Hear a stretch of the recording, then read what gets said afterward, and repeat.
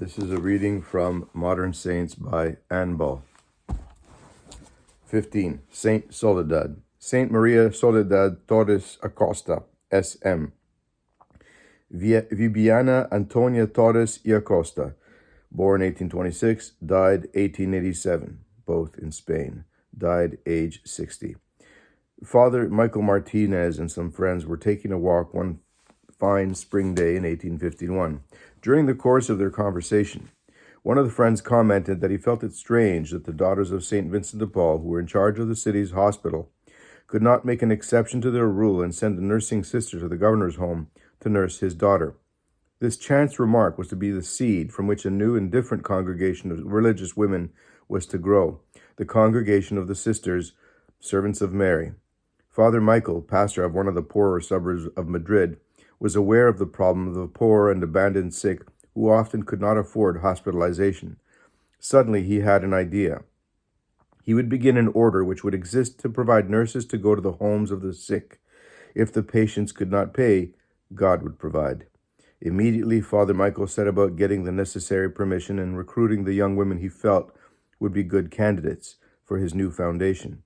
Because of his special devotion to Our Lady of the Seven Sorrows, he wanted to begin with 7 servants of Mary. The 7th applicant he accepted was little Vibiana Torres. She was so slight and looked to be of such frail stuff that he hesitated to accept her. Vibiana was born December the 2nd, 1826, the second of 5 children, of a dairyman. Although her family was not extremely poor, they lived in a poor neighborhood. Even as a child, Vibiana was aware of the problems of the sick poor who could not afford to go to the hospital for treatment.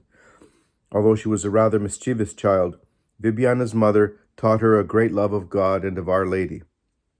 Vibiana loved to gather the children of the neighborhood and have childish processions in honor of Our Lady. Later, she began to visit the sick of the neighborhood and to perform small penances for the souls of others. She was an ordinary-looking person, and few guessed the depth of her spiritual maturity, although many predicted that she would eventually become a nun.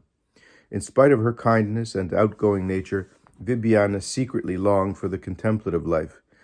To the surprise of many of her friends, she applied for admittance to the Dominicans as a lay sister. They accepted her conditionally. There were only a certain number of places in the convent, and it was already full. Vibiana would have to wait for a vacancy. Several months passed, and she had received no word. So she began to pray, telling God that if the delay was to prove her constancy, she would gladly accept it. However, if he had other plans for her, she prayed that he would make them known. Vibiana heard of Father Michael's plan. She realized that chances for an opening with the Dominicans were slim, and began to wonder if this new order were not her vocation. Although she longed for contemplation, she realized that in the sick room at night there would be many hours when the world was sleeping, and she could make the sick room her cloister. In addition, she would be serving God actively by her care of his sick. Vibiana requested an interview with Father Michael. He was immediately convinced of her sincerity and her piety. But he was worried because she seemed so small and frail. He wondered if she could stand up to the difficult strain of a nursing apostolate. Reluctantly, he accepted her. Neither he nor Vibiana could have imagined that of the original 7, only Vibiana would stand up to the rigors and hardship of the early days of the foundation. On August the 15th of 1851, the 24-year-old Vibiana and 6 others took the 3 religious vows of poverty, chastity, and obedience, received the habit of the new congregation, and changed their names. Vibiana became Sister Maria Soledad. Wholeheartedly, Sister Soledad began her service of God through his sick. She visited the homes of the wealthy and the miserable shacks of the poor. Always she attempted to bring God's love with her nursing skills. Being human, at first some of the outward manifestations of the diseases of her patients revolted her. In addition, she was terrified of dead bodies. Later in life, she would often talk to the novices about their fears to encourage them with the thought that they were natural. Sister Soledad triumphed over her fears and revulsions through heroic self-control. She saw Christ in each of her suffering and sick brothers. Many problems beset the young congregation. The first superior left the congregation and tried to undo all its works. The sisters were very poor. At times, their supper consisted of only garlic soup and bread. In 1856, there was a revolution brewing in Spain. and the governor of Madrid ordered the sisters to dress in secular attire. This was equivalent to dissolving the congregation. The governor, however, contracted cholera during an epidemic, and he asked for a servant of Mary to nurse him. After experiencing for himself the sisters' untiring charity, he retracted the order to assume secular dress. In 1856, following what he believed to be an inspiration, Father Michael left for the mission territory. When he left, Sister Soledad begged to be one of the sisters who would accompany him. He refused, saying, "Remain here, Soledad, because if you go, the congregation will perish." He appointed her superior general of the community. Through many hardships, Mother Soledad persevered in charity, humility, and in her wise guidance. The poverty of the young community was often extreme. Mother Soledad told the sisters, "Do not be so anxious about a house on earth when we have such a beautiful one in heaven. We are poor, but charity compels us. We must share what God gives us among his poor." Mother Soledad spent many hours praying for more sisters. She prayed, "May God give me fervent servants, and they will be apostles in their attendance upon the sick." She encouraged her sisters as to the meaning of their apostolate. "My daughters, work with enthusiasm for the glory of God and the salvation of souls." At this time, her title was Mother General, but the title of servant would have been more apt. Mother Soledad did all the chores the other sisters did and did not seek the top position in anything. Weekly, the sisters would go to the river to do their wash. Finally, the sisters convinced Mother Soledad that she should not join in the washing, telling her it was unseemly for the head of the congregation to do so.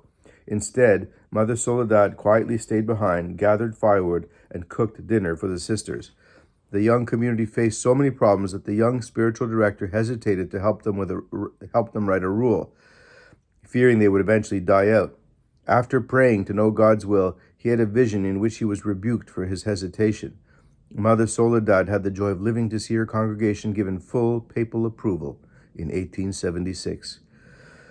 From the beginning, Mother Soledad had placed her community under the protection of Mary, health of the sick. This tradition is continued today by all her spiritual daughters. Through revolutions and epidemics, the sisters persevered and the community grew.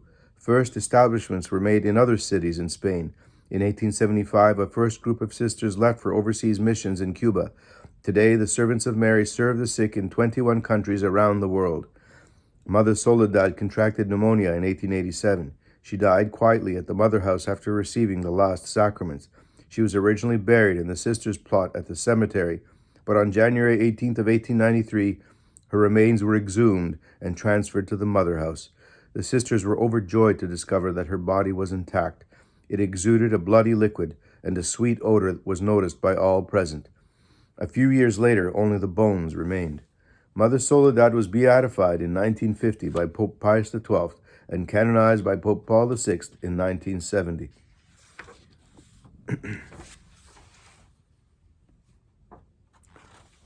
This is a picture of her reliquary, I'm guessing.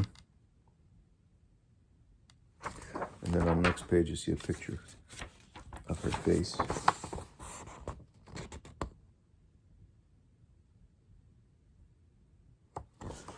And I'll read the caption. The caption says, "Above, Saint Soledad, foundress of the Servants of Mary, sisters who nurse the sick in their own homes.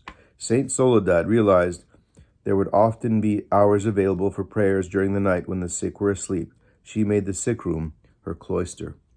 Preceding page. At the first exhumation, Saint Soledad's body was found to be incorrupt. However, a few years later, only the bones remained. Her relics are venerated in this beautiful reliquary in Madrid.